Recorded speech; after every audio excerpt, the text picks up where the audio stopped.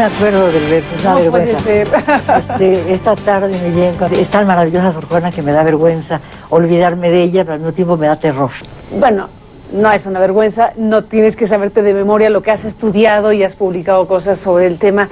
¿Qué significa Sor Juana para ti? ¿Qué significa Sor Juana para las letras?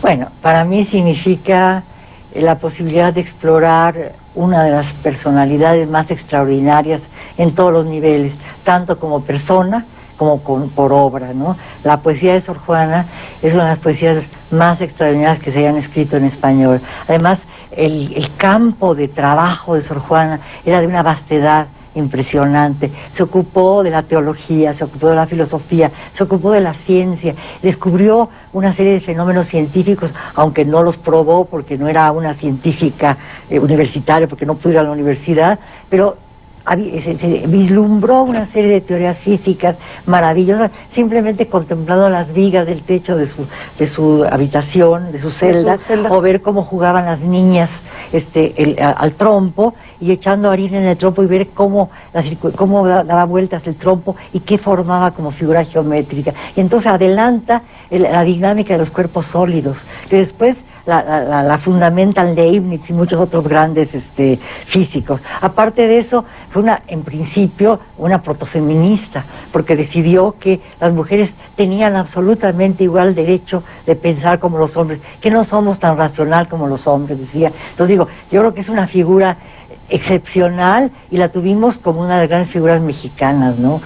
Es decir, siglo XVII mexicano, la colonia, sin Sor Juana no se entiende. Sor Juana no es sola, no es un fenómeno de generación espontánea, es una figura que corresponde a una etapa de una civilización letrada maravillosa, pero ahí descuella ella de una manera formidable. Pero también es una gran teóloga, porque hizo la Carta Atenagórica, en donde argumenta con los más importantes santos de teología cristiana, ¿no? Y además les gana, ¿no?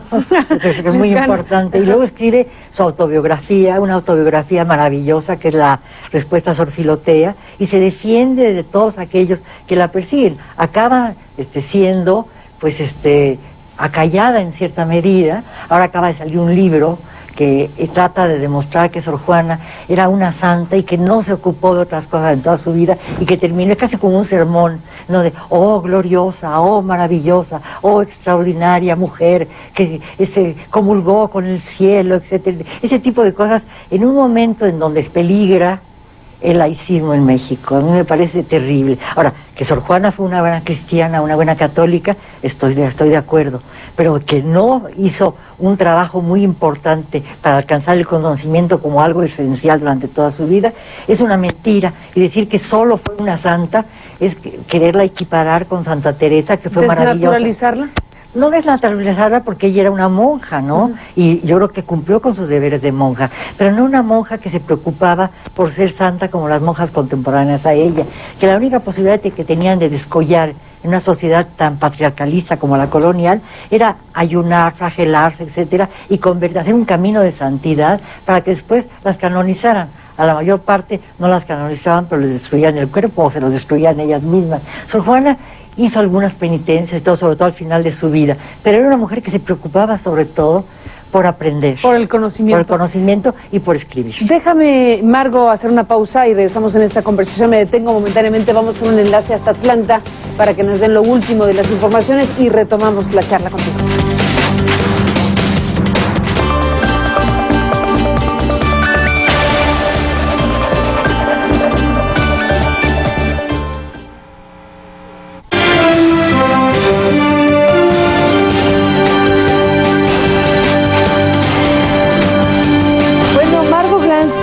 Yo te agradezco mucho que sigamos hablando de Sor Juana, porque te quedaste en una parte que me parece interesante. Estabas diciendo que ha aparecido un libro donde pues se coloca a Sor Juana en una dimensión, y que al final de cuentas lo que se tiene que destacar de ella es su apuesta por el conocimiento. Aún en circunstancias difíciles como ser monja, ella apostó por la libertad y el conocimiento en la medida de su circunstancia. Claro, es decir, yo no puedo decir que al final de su vida no se haya vuelto a convertir porque firmó una protesta de la fe con su sangre, se dice, ¿no? Y se publica la protesta de la fe, se imprime. Pero en este libro que te digo de Soriano Vallés, se hace una reproducción de una protesta de la fe que fue imitación de la de Sor Juana, en donde otra monja que se llamaba Damiana de las Llagas firma con su sangre. Yo no sé si Sor Juana al final de su vida sí se reconvirtió, como se dice, puede ser. Pero lo que sí no podemos afirmar es que durante el tiempo más importante que estuvo en el convento y antes cuando estuvo en la corte, no le interesaba sobre todo el conocimiento y la escritura. Es decir, ella escribió, a veces se cansaba de la poesía porque le servía como una manera de mantenerse en la corte, porque fue una mujer muy discreta, muy inteligente, que se mantuvo al filo de la navaja entre la sociedad contemporánea y reinal y la iglesia. Entonces tenía que tener mucho cuidado.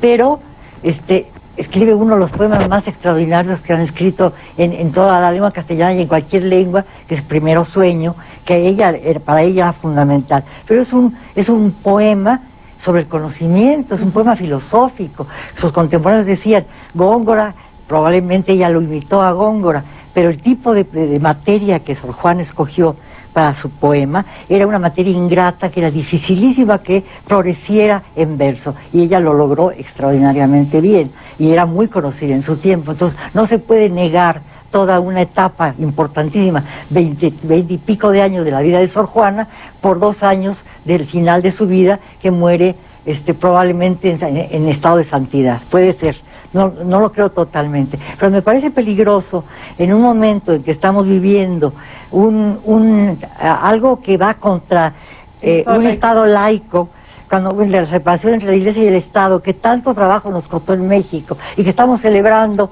en los centenarios y todo esto, y que se tome a Sor Juana como un emblema político de lo religioso, cuando lo que a ella le importó en muchos sentidos es el conocimiento. Sí, podría ser emblema de muchas otras cosas. Claro. Si tuvieras que definir de qué es emblema Sor Juana, del conocimiento, Pues yo creo que es un emblema de la posibilidad, de la capacidad de una mujer para combinar toda una serie de talentos extraordinarios en todas las ramas del saber y en todas las ramas de la vida cotidiana. Fue una gran contadora, por ejemplo, durante 12 años fue la gran contadora del convento y lo mantuvo a flote, porque muchas veces los mayordomos robaban. ¿Contadora de administración? Sí, de administración. No contadora de contar, sino contadora de administración. Claro. Sí, los mayordomos de los conventos, a los que les daban la oportunidad de ser contadores, muchas veces robaban, porque la corrupción no es nueva, ¿no? Sí. Entonces Sor Juana fue verdaderamente ejemplar en ese campo, bordaba como la que mejor, ¿no? Y al mismo tiempo tocaba música, hizo un tratado de música, era una mujer que versificaba maravillosamente bien, cantaba, era una gran poeta, una gran filósofa, una gran teóloga y probablemente una gran santa. Pero era todo. Era todo. Marco, déjame hacer una pausa y regresamos en la parte final de este programa.